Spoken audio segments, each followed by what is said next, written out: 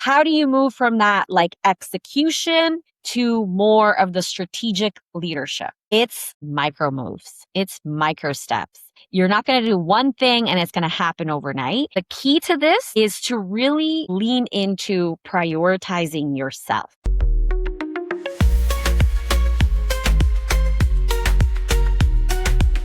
Hello and welcome to the Ambitious Women of Color podcast. I'm your host, Jessica Lynn Rojas. We are still in our Summer of Leadership series, and today's guest is bringing something that I feel like a lot of you have been waiting to hear. Why you could be doing everything right and it still feels like you're getting in your own way. Cindy J. Lone is a neuroscience-based executive coach, former Goldman Sachs senior leader, and first-gen Latina who spent over 20 years in corporate before burning out and completely rebuilding how she approached success. Today, we talk about what's actually happening in your brain when you walk into the room and suddenly you question whether you belong there.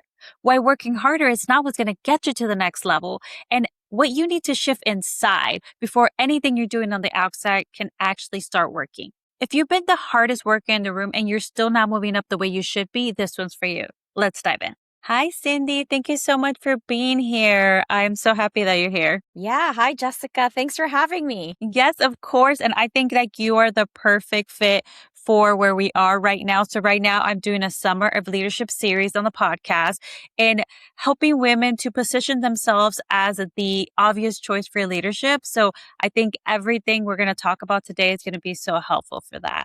So before we jump into everything, I would love for you to answer our signature question. What is one thing that you refuse to sacrifice for your career? My health and wellness. And I was not prompted for this. I just have burnt out so many times in my 20-year career that I feel it's a lesson I can't forget and a lesson that unfortunately a lot of us learn the hard way. And so for me, making sure I'm prioritizing what gives me not just energy, but also what fills my cup and more importantly, what just keeps me healthy, right? Mm-hmm. Working in a finance background, in a corporate background, a lot of times the productivity of just like go, go, go helps us, and very intentionally, sadly, forget that we're just human beings in bodies and physical bodies that need to get watered and fed and rested as much as possible. So I would say that is my. Yeah. Like we care for plants, right? We need that as Correct. well. Yeah. So I love everything, especially like you were mentioning right now. And I love for people to really get to know who you are because your background is really interesting. Like you do executive coaching now, you incorporate neuroscience, you were at Goldman Sachs. You've had a long, successful career, and now you help women to tap into their actual power as leaders. So I would love for the audience to get to know you and learn like what got you here where you are and made you do the work that is needed so much. Yeah, no, thank you for that. I mean, I'm a neuroscience-based coach, so I focus on neuroleadership. And that's because I'm at the end of the day like a nerdy accountant. I'll just even say that. I am a CPA. That's my background is finance and accounting. So I started my career and did a lot of different roles in one place. So I was constantly learning. And I think this is why I love entrepreneurship. This is why I love coaching and why I've really clung onto the neuroscience bit. One, it's helped me so much, Jessica. This is the reason why I've been able to create a lot of really successful pivots, I will say, within my career, and why I would say 5 or maybe 5 to 10 years ago is when I started to really do the mindset work of having my own coach. I didn't even know what coaching was about 10 years ago.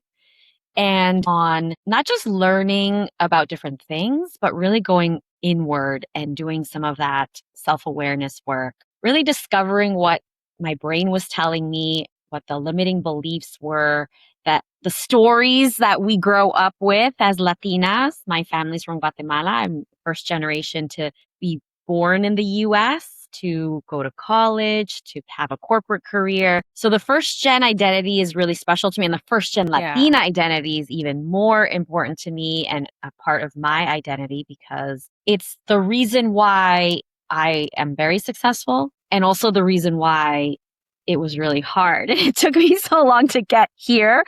So anything I could do to double click on any of those pieces, and I can't wait. This conversation is so aligned because so much of what you do as well is my work. So I'm excited to just dig in. Yeah. So I know like one of the things that we talked about, and I'm just going to jump in because I feel like you were talking about like mindset and neuroscience and just like how that has helped you. And one of the things that, we throw around is this term imposter syndrome. And, it's always talked about. And sometimes, people are like talking about like, you feel like a fraud, or you just need confidence, or you just need to believe in yourself. You just need to trust yourself.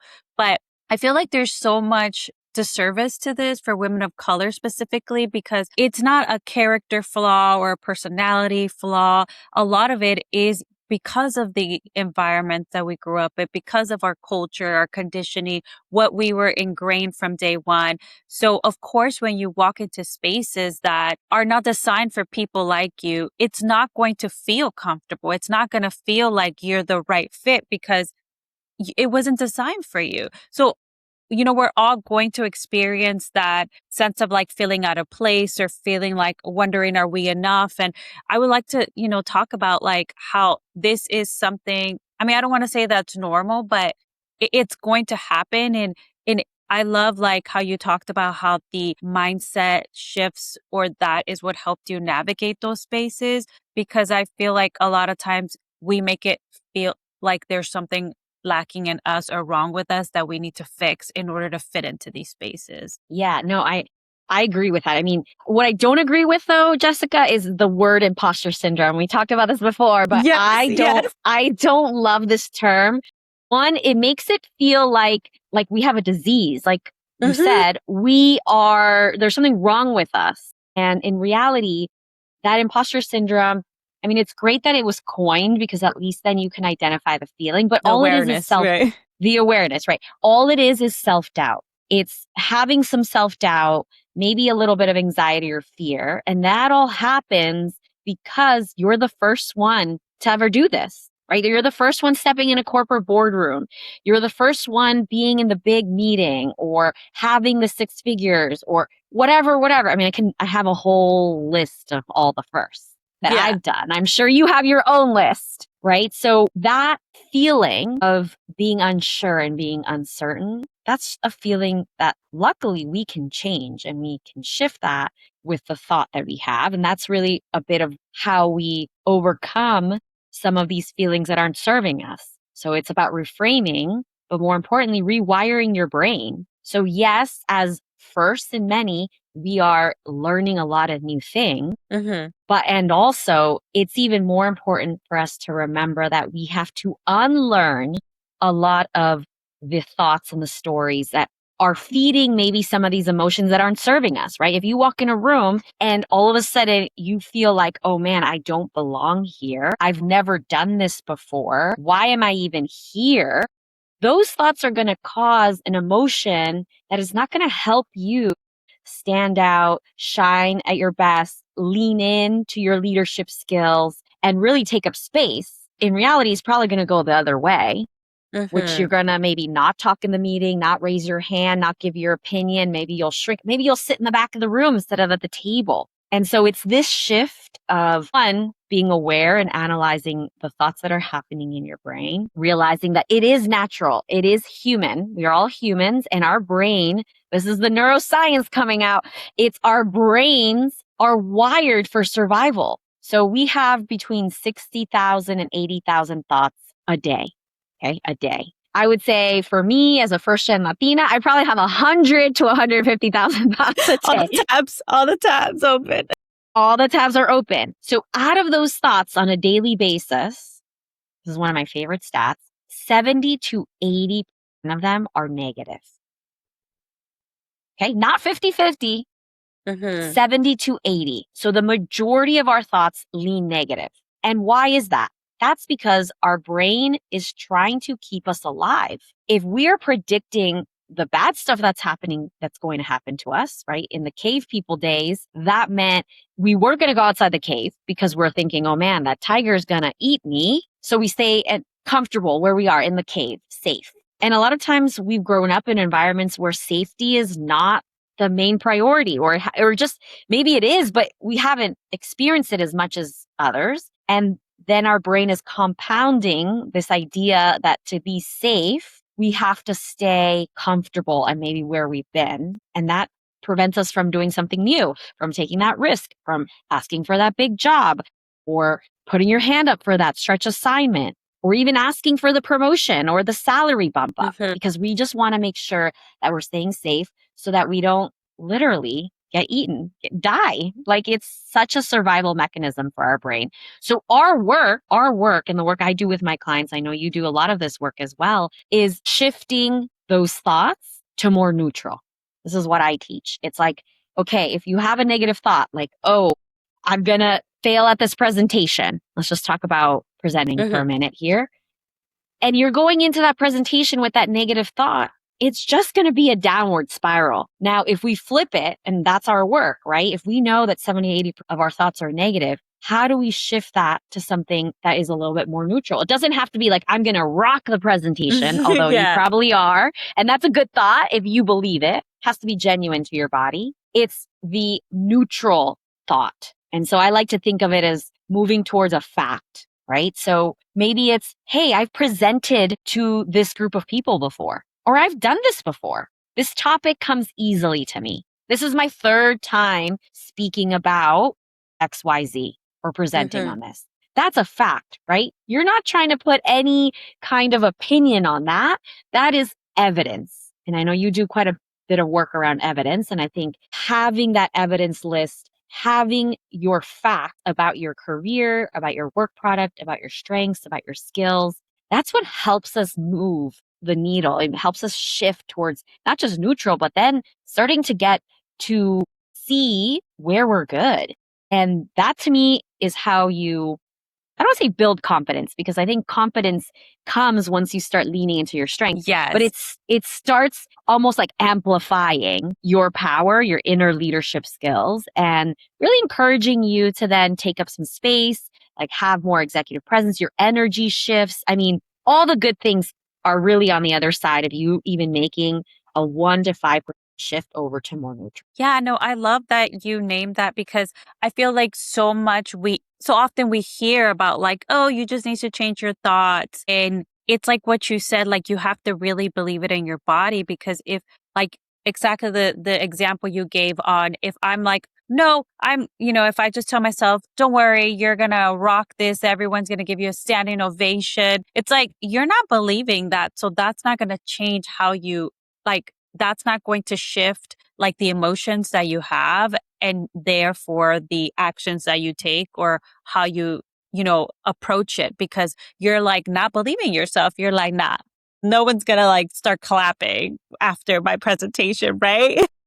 Yeah. And Jessica, just to double click on that, if you don't believe yourself, there's no way that the audience is going to believe you, right? Yeah. So this is why it's key for us to be doing this work. And that's all we can shift. We can shift our thoughts. And when we start to lean in on the facts, on the evidence of our success already, because we all have amazing successes in our career and beyond, but our brain is going to focus on the negative piece, right? This is why if you get 10 glowing reviews on your feedback form, but there's one thing on there that is like, oh, well, Jessica needs to focus a little bit more on being more strategic. That's the only thing you're going to see and hear and focus.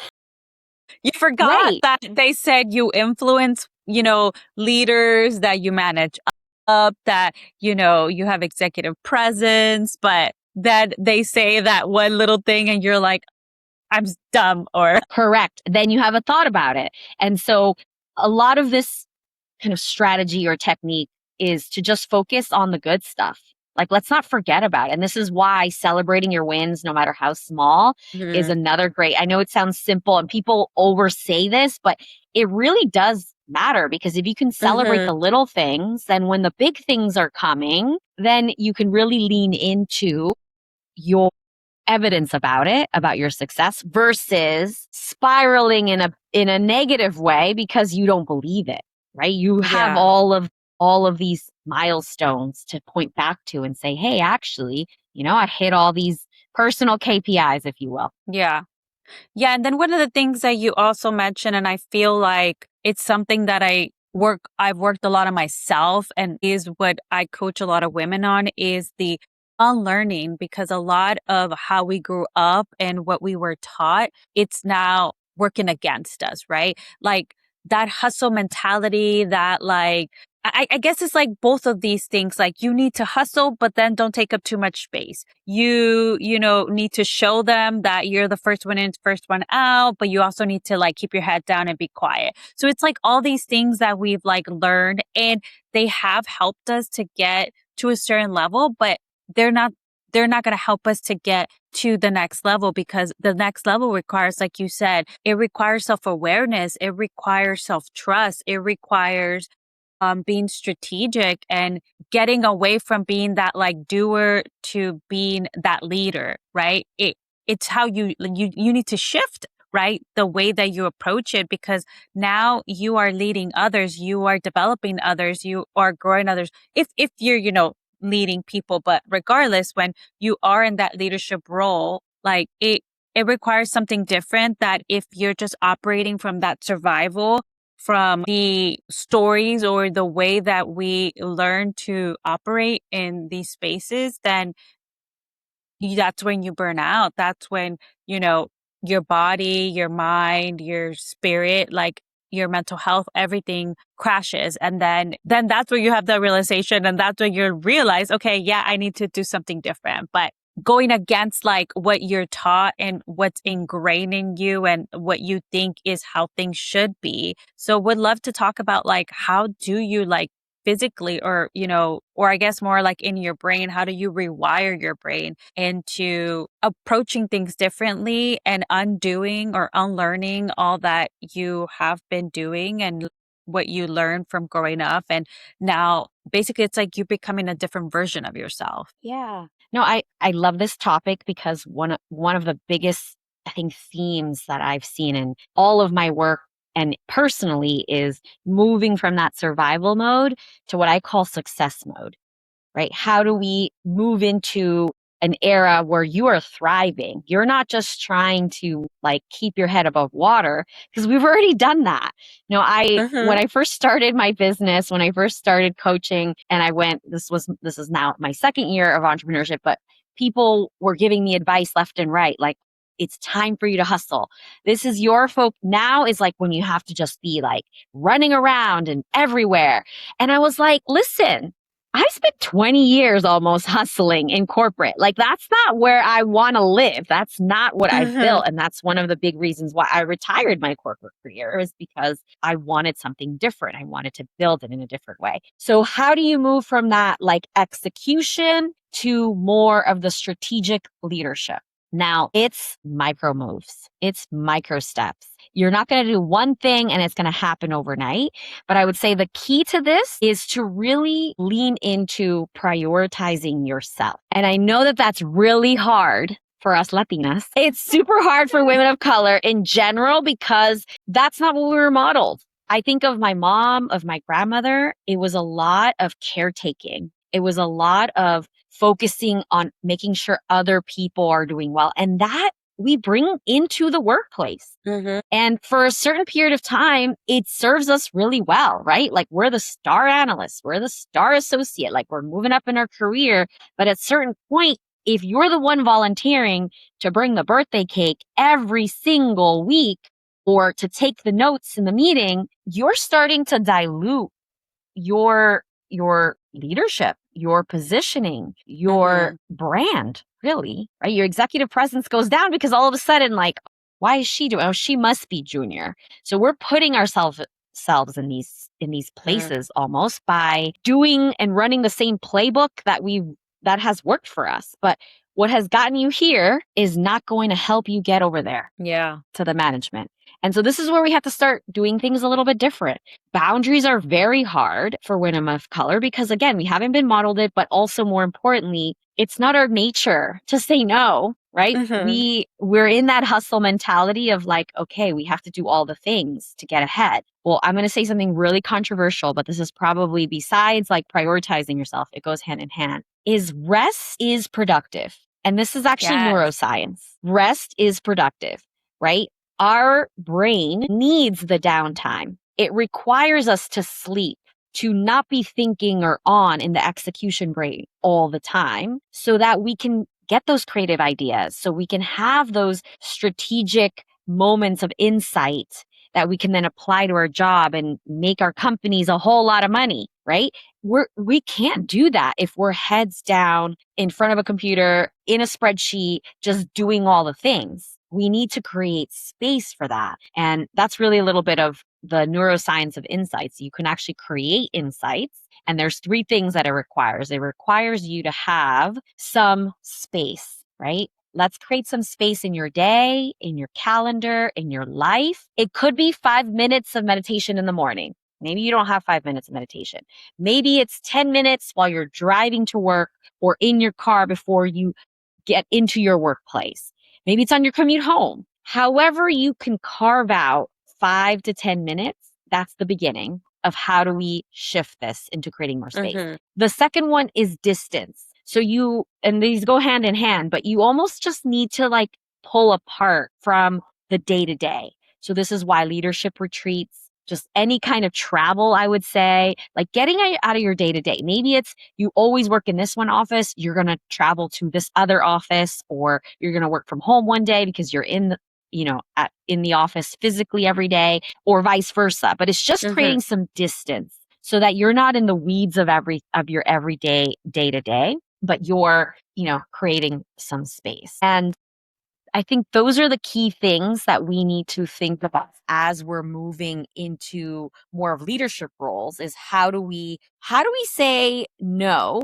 I know that's hard, but an easier way to reframe that is, well, how do we say yes to ourselves? How do we put ourselves first so that we can create some really good success for ourselves and our teams? Yeah, no, I love all of these because it's like everything I preach because like you said, the rest, it is so productive. And that's why I say it's strategic because if you think about athletes, like they're not just running themselves to the ground before like a big, event. They are visualizing actually. A lot of them do like visualization where they're not even actually, physically doing the work, but visualizing how they, the plays that they need to make to, I don't know, depending on the sport to do well in that event or, resting their body because they know that, you prep towards it, but like even right before a race, right? You have to give yourself like some time for your body to recover to be in top shape so that when you are,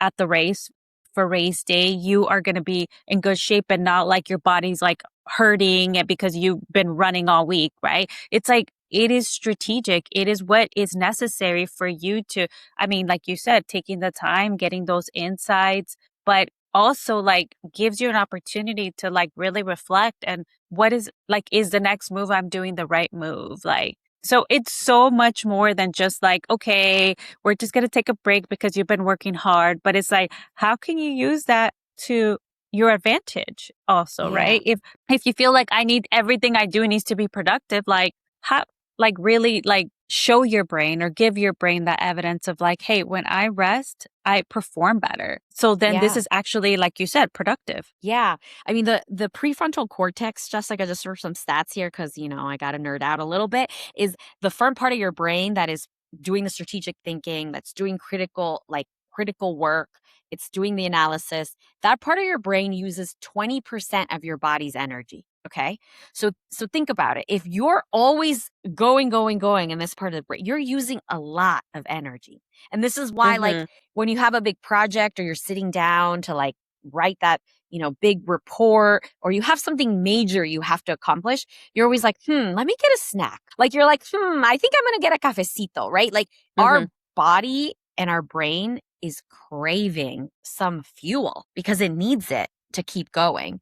And that fuel is healthy food, right? It's maybe a little bit of sugar, okay? No, get the croissant if you want it, but it's creating the environment for you to be successful physically because our minds are one thing, and I could talk about rewiring your brain and neuroscience all day, but another one is, okay, where is your physical sleep? How is your hydration? When was the last time you went to the bathroom? Okay? Like these are just the basics that we need to take care for our body to function. But when we're in these really stressful, high performance, roles and where we are expected to be working. I mean, at one point I was working 60, 70-hour weeks. So sleep was optional, it felt like. I mean, I still try to get as much as possible, but I would be running on fumes some days. And yes, there would be like a peak time and then there would be a crash because nobody can handle that, right? And to your point on athletes, that's how you should be thinking about yourself. You should be thinking about, how am I going to perform at my peak? I'm a leader at my company. I'm striving to get to that next level. If I'm going to show up and be in a boardroom and give everyone 100%, it means that maybe the day before I take a little extra rest. Definitely the day after, right? For recovery. If you're running a marathon, you're not running the next day. I hope you're resting or maybe walking. So it's thinking of your days and your week. And this is another strategy I use, is not just thinking of your day and your work as like from 9 o'clock to 5 o'clock, right? From 9 to 5 is what we're trained to think of when we do our work. And so we have these half an hour blocks or these hour blocks for meetings, and we're going. Somewhere in there, we're trying to squeeze some work. That is a rat race. And if we keep compounding and doing that every single day, it's going to lead to burnout. So how can we zoom out a little bit? Again, this is creating a little bit of distance and being strategic with your week.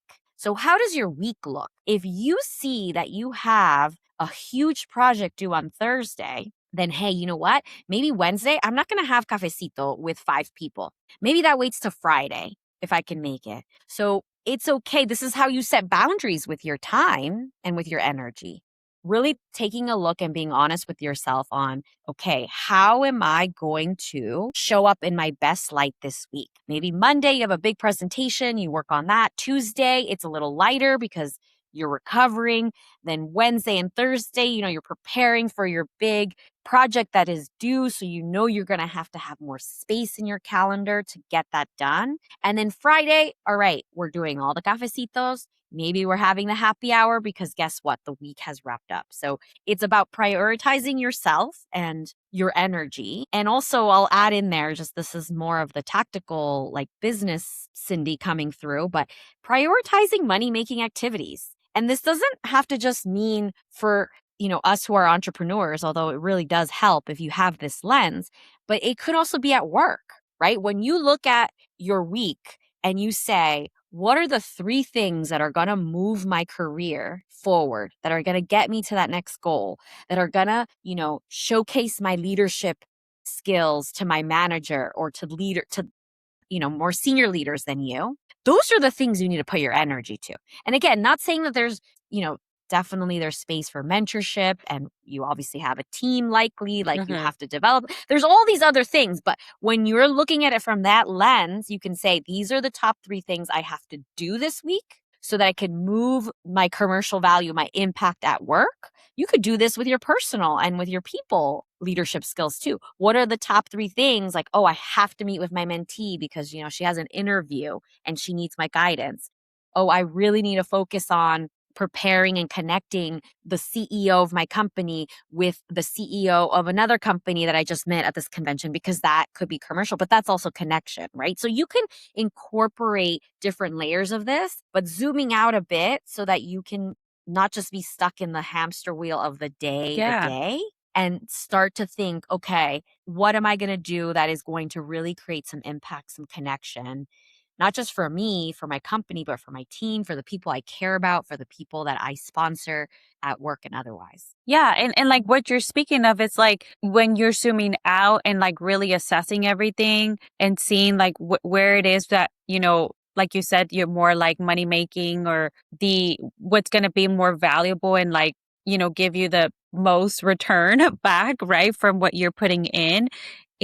It's all about being strategic because like you've mentioned at a higher level, it requires you to work smarter, right? And that means, like you said, stepping back and setting those boundaries.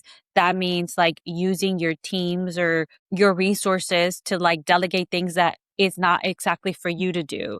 And I think that's where a lot of women of color struggle, is that a lot of times us being the doers and like keeping our hands in all the, buckets, it's like a form of safety, right? So I know like you also talk about nervous system regulation because everything around your brain, right? It's connected to your nervous system. So how do you help somebody, especially like women of color, to shift their nervous system to support like, those new thoughts and to support this new approach where they're not doing something out of fear or lack of safety, but that they feel like, okay, me stepping back or me delegating or me, just focusing on these three things, it's actually, good for me. And how do you like stay feeling safe in your body? Because that's like a huge indicator of like how you're going to approach things based on, your thoughts. And then that's going to send the signal to your body. And then that is going to like what's going to lead for you to take the action. Yeah, no, such a great question.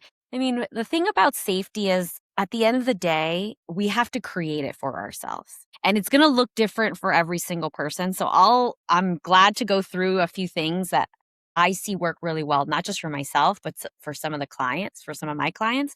But at the end of the day, I feel like we're looking for safety at our jobs sometimes. And I'm going to say it Mm-hmm. because I'm not affiliated with any corporation right now. So we're looking for that safety in our employer. And yes, we want to be both psychologically and physically safe at all times. And if not, we should be talking about that too. But the point I'm trying to make here is that there's also something about feeling safe in your own body. And I'm excluding anything related to trauma. Obviously, if you've been through trauma, Mm-hmm. you need Mm-hmm. to, I'm not a therapist. I use a lot of somatic work and a lot of CBT tools, but at the end of the day, you should be getting supported for that. But if we're talking about how do we move into creating some safety for ourselves in our work, yes, the thought work. But physically, I personally love movement of any kind, whatever that is for you, whatever that means for you. It could be you're a runner. For me, I love to dance. I think dancing is a way to use both parts of your brain at once. Mm-hmm. Not only is it healthy, it makes me happy. And I think that really leads to the next thing, which is finding something that brings you true joy and energy. So I do something called the energy audit, which is essentially taking a look at your day, your week, and listing activities that give you energy and activities that drain you from your energy. So it's doing that audit for yourself and understanding, okay, what's giving me energy? And the more you lean into that, the more your body can start feeling what steady state could feel like, what happy could feel Mm-hmm. like, what safe could feel like. And it's like muscle memory, right? The more you lean into that, the more your body is like, this is what it's supposed to feel like. Now my body can relax. Now my body can take an exhale and be a little bit more present. The other one is meditation. And this is kind of your thoughts, but it's also your body, but it's just creating some space. And meditation can look so many different ways. Like people think of it as like cross legged on a cushion in a yoga studio, but that's not how I meditate. And there are a lot of different ways. So meditation could be going for a walk without your headphones, without your phone, without music, just really paying attention to what's happening in your neighborhood or at the park. Meditation for me looks like the 10 minutes right before I fall asleep when my whole family's sleeping, when I have no more responsibilities, there's no screens in front of me. It's just me and my thoughts gently going deeper and almost like getting rid of those thoughts. I'm not sitting there Mm-hmm. thinking. It's creating the space to not think, which again is really hard for us high execution, type A, focused leaders who are always on, is figuring out what's going to work to turn yourself off too. So again, that could look like eating in silence. I love eating in silence. That's hard to do with other people, but if you can find some time to just have some quiet, that's when you can start listening and hearing what's happening in your body, right? If your body is screaming at you and saying, hey, you need to eat, like I'm hungry now, but you're ignoring it because you have this huge deadline that you're working through and you're ignoring it. That's you not listening to what's happening in your body, not being in your body at all. You're just in your brain. Mm-hmm. And because we're all so smart and successful and we want to be as productive and maximize our time, maximize the bottom line, maximize everything, we forget that we have to go deeper and listen to what's happening in our body. And that to me is the somatic work, right? I think yoga is another great way for you to get in touch with what's happening for your body. And my ultimate all-time favorite is acupuncture. And I know it sounds funny, but to me, it's energy work. And if you don't believe in the energy piece,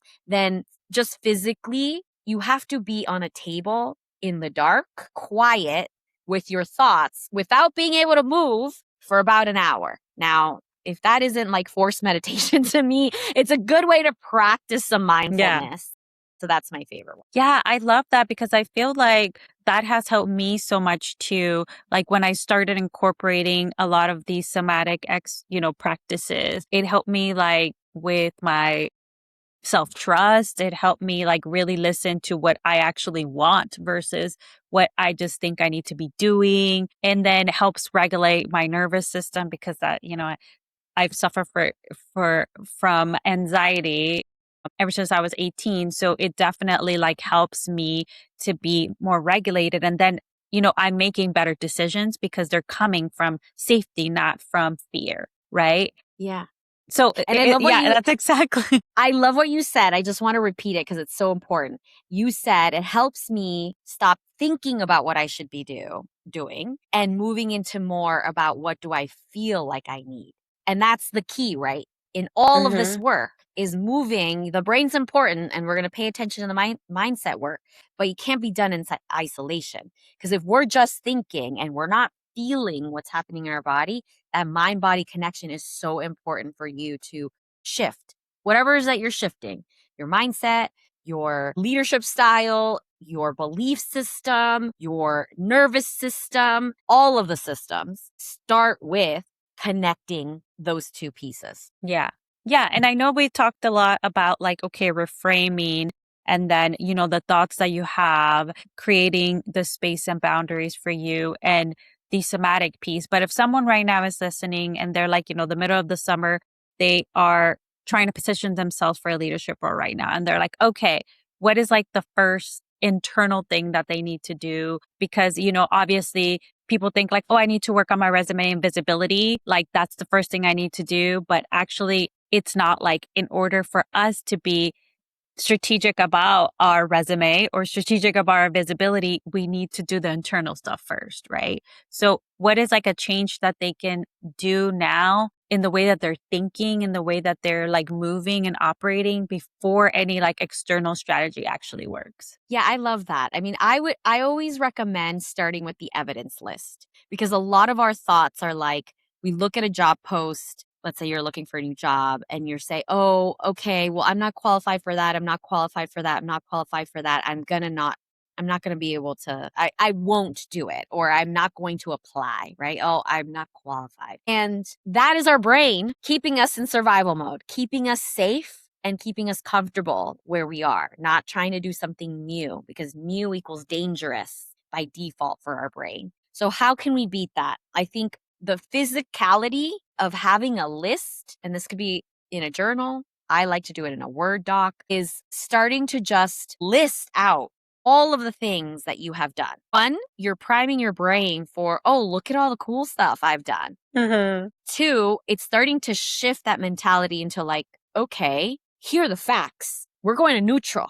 We're not trying to give my opinion about what I think I am qualified for or not. No, actually, I was the head of Hispanic Latinx talent strategy at Goldman Sachs, right? Like that was my title. That's my work. That's a fact. And you start moving towards that neutral. Then the second piece that this does, or maybe the third, I forgot. I lost track here, but the last piece, the other piece of it is that it starts to build out your resume. Now, all of a sudden, you're actually one step closer because the hardest piece of anything is just starting. My husband likes to say, and I'm going to quote him because I give him full credit. He says that the hardest piece of going to the gym, the hardest weight you will push or pick up is the door, right? It's just getting yourself there. Getting started is number one. And that is getting started. all of a sudden you're typing, you're writing narratives about, and it could be one sentence. You start with one sentence today,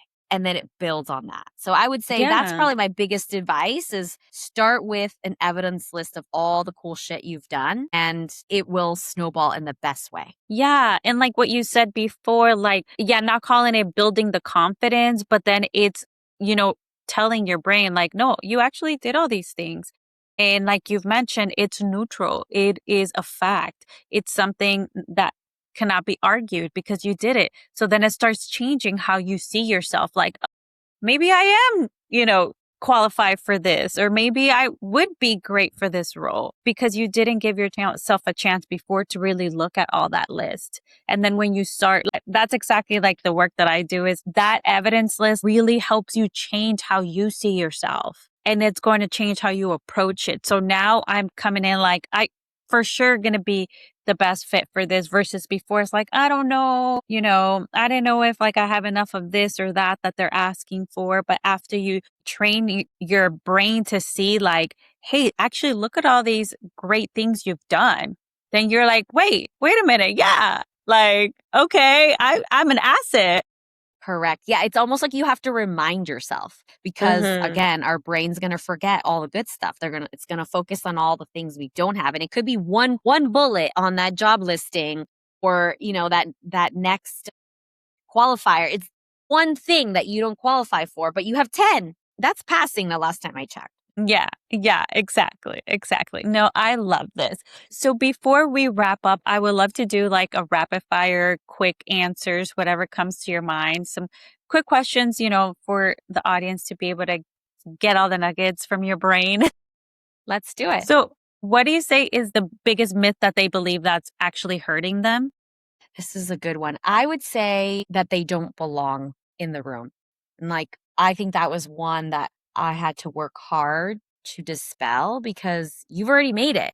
You're already there. You're already at the job. So someone saw your potential, gave you the opportunity, like you already are enough being exactly where you're at. You don't need to prove your worth again and again. Like you interviewed, you applied, you interviewed, you got the job, and now you're there. That's already the biggest qualifier. And yeah, maybe you're the first one in the room. So it feels like a little uncertain and then maybe there's some doubt about in your mind, but this thought can easily be reframed to, okay, they chose me to be here, right? I don't belong goes to, they chose me. They picked me. They hired me.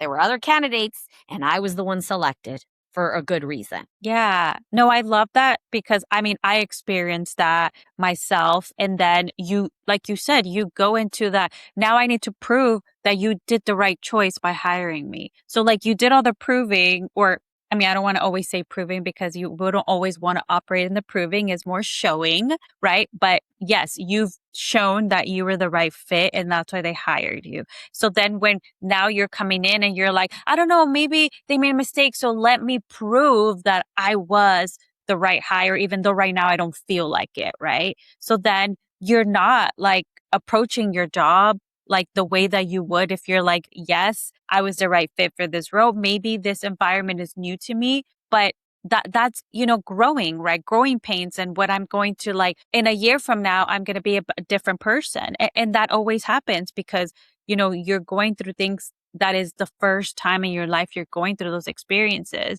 So it is normal to feel that way. But like you said, but it's like getting away from I need to prove that I was the right fit or that I belong here, that is just like costing you all that time that you could just be using to like grow instead of like hurting yourself. Yeah, and make an impact in the role because Yeah. obviously that you have a lot to offer. So how do we Yeah. showcase that from the beginning? Yeah. Yeah. Okay. So what is one daily habit that actually rewires how you show up as a leader? For me, it's meditation. Like even if I get to only do it for 5 minutes, it's being able to just sit quietly with myself and listen to what my body's like. We have all the answers, Jessica, within us. Like sometimes I think we're looking externally for that validation or for that next certification or qualification, right? We're getting all the degrees. Yes, go do all of that if that's what you want. But I would argue that so many of the times when there's uncertainty, when things are not clear, if you just gave yourself 5 minutes of peace, maybe a little longer for some people, but if you gave yourself some quiet and were intentional with asking your body what your priority should be, what your next step, the answer will bubble up because we already have the answers in us. And that to me is the game changer and I guess that's also the reframe, right? It's like, oh, I don't know versus actually I have the answers within me. So it's a little bit of a 2-for-1 here because the meditation helps me implement that belief that I've rewired for my brain. It's almost like a mantra for me. Like I know what to do. I have all the answers within me. I just have to be quiet enough, be still enough to receive the actual clarity. That has been a game changer for like all aspects, my corporate career, in my business, with my family, like all big decisions. I just have to sit for a minute. Yeah. And the sitting for a minute is uncomfortable for people like us. So it's a practice, right, that you slowly build because I know like 10 years ago, meditation, like what? Just sitting there in silence, that's uncomfortable. Doesn't that mean I'm not being productive because I need to be moving because we watch our family, the women in our family, like never take a seat because there's always something you could be doing. So for folks who this is new to them, like, yeah, maybe for us, we can meditate for an hour, but it could be like, if you just extend the time, start with like putting your timer 3 minutes of silence. Guided meditations actually were like the best way for me to get into this world and be able to be comfortable in sitting and not just like, okay, what do I do? This is taking too long. I'm having all these thoughts. Yeah, and it could be walking. It could be go for a 5-minute walk with no devices, just you and your thoughts and your body, right? See what's happening. That could also look like meditation. I would say, but this is the key, creating this space and the stillness to think, or some people will argue meditation is actually not thinking at all. So that's the great debate. I'll leave it with you. But just even creating space for you not to have constant inputs, but almost have things bubble up so that you can have an output. That's the creativity part. This is the key of what makes someone move from being a doer in execution mode into a leader. Like the top executives are not sitting there doing things. They're actually clearing their calendar to have space to think. They have thinking hours or more. They have blocks of time on their schedule, right, for them to think about how they're going to make that big move or that acquisition or whatever big project. Like the ideas can't come to you if you're always constantly listening to something or on or moving. That's where the stillness and the quiet come in. That was like such like a powerful thing right there that you said, because I feel like, people don't see it that way, that is what separates you, right? From that leader is that they know the importance of having that time to like sit with their thoughts, because if all they're doing is responding or being in meetings, then like you said, they're not going to have time to like build that, next direction for the company or the next move that needs to be done to get the company to the next level. Like if all they're doing is responding and doing, like, of course you need to like shut everything off and be able to like to focus on, okay, this is my time for me and my thoughts, or, to like go of cause yeah, like the debate that you said is you're either thinking or not. And I think, yeah, it depends on the type of meditation or how long you're doing it. But even when you are thinking, it's more of like, what are those thoughts? Those are like the things that are bubbling up, like you said, like those downloads that it's like, or the breakthroughs, right? Like that's when they happen, when you're quiet and still, not when you're doing. Yeah. So I think that was a really, really powerful thing that you named. Okay, so your thoughts on fake it till you make it. Yes or no, and why? No. I think that is another kind of form of self-doubt. It's like glamorizing it a little bit, right? In the sense that, okay, you have self-doubt, but you're going to push through anyway. And yeah, I'm sure a lot of people have been successful that way, but the way that you're going to build a sustainable system for success for yourself is to understand what's causing that thought that is making you feel like you have to fake it. So that's like step one. That's a self-doubt. That's what we talked about earlier, right? So let's talk about the fake it piece and then use all the tools we our work, the inner work that we've been working through, that we've been talking about today, to rewire our brain, to reframe our thought into something that's a little more neutral and, quite honestly, evidence-based. I mean, we talked a lot about this today. You have to give your brain some facts, some true statements, so that it can get out of this spiral, this negative spiral or cycle of the negativity bias of us kind of moving towards negative thoughts. So I would say don't do that. A version of that would be you're learning, right? I'm learning and I don't know all the answers, but here's what I do know, right? Statements like this that make your thought process a little bit more neutral. Again, if you don't believe it, if you feel like you're faking it, then everyone else is going to feel like you're faking it. And that's not what creates executive presence. That's not what's going to elevate your career. That's not what's going to gain trust with you and your boss, with you and senior leaders, with you and the CEO, or if you are the CEO, with like your clients or your stakeholders. Like it's not going to give you the right result at the end of the day. Yeah, I love that because that is one, advice that I dislike and I think does a disservice because you're right. Like, first of all, like if you don't believe it, no one will. And then you're also operating like that's when you feel like I'm a fraud because I'm pretending that I know what I'm doing, but I don't know what I'm doing. But instead of like focusing on what you don't know, it's like focus on what you do know. What is the evidence or what skill sets do you have that like are helpful for this situation or this role, right? Okay, maybe you don't know everything, but how can you take advantage of your resources or the people there? Like, especially like if you're coming into a new team, like you might not know everything, but that's where you lean on your team.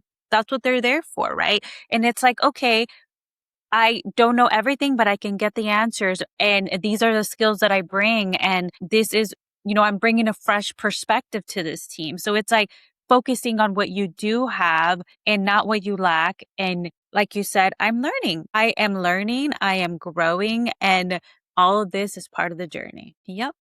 All right. So before we wrap up, so what is one thing you want every ambitious woman of color that is here right now to like really take in, especially if she's ready for the next level, but something keeps stopping her? Yeah, I would say like you are in control of your destiny. I know sometimes it feels like, oh, well, the company won't give me the promotion or like my boss. Like, yes, there are external factors, but the number one key to success is your inner world, the inner work that we've been talking about, your thoughts. And that can shift everything, right? I like to say, change your mind and you can change your life. So if you're focused on like all the maybe things that are not going for us, because let's be real, there's a lot of things that are not going in our favor for us women of color. What can we control? And that's how we approach things, the narrative we're telling ourselves, the limiting beliefs we're unlearning, the new thoughts we're bringing in that are going to align us to where we want to go, to that next level of success, to reach our very ambitious goals that we all have. And everything else, it's there. And yes, it may affect you, but again, keeping your energy high, and however you do that, creating some safety in your body and not forgetting about the brain because it is very powerful. But that connection between the two, it's almost like you have to focus on all three. Yes, yes. I love it. I love it. Well, thank you so much, Cindy. And please let us know, like, how can people find you and work with you? Yeah, for sure. Well, you can follow me at Latinas at Work on Instagram. It's also Cindy J. Lone on LinkedIn. But I would say if you wanted to book some time with me, I have a link there on either place. That's where you can find me right now. I also have a website. You can check out my website, www.latinasatwork.com. Thank you so much. Like, seriously, like, I feel like this was so needed. And it was also like a reminder for me because I'm also in like my career journey.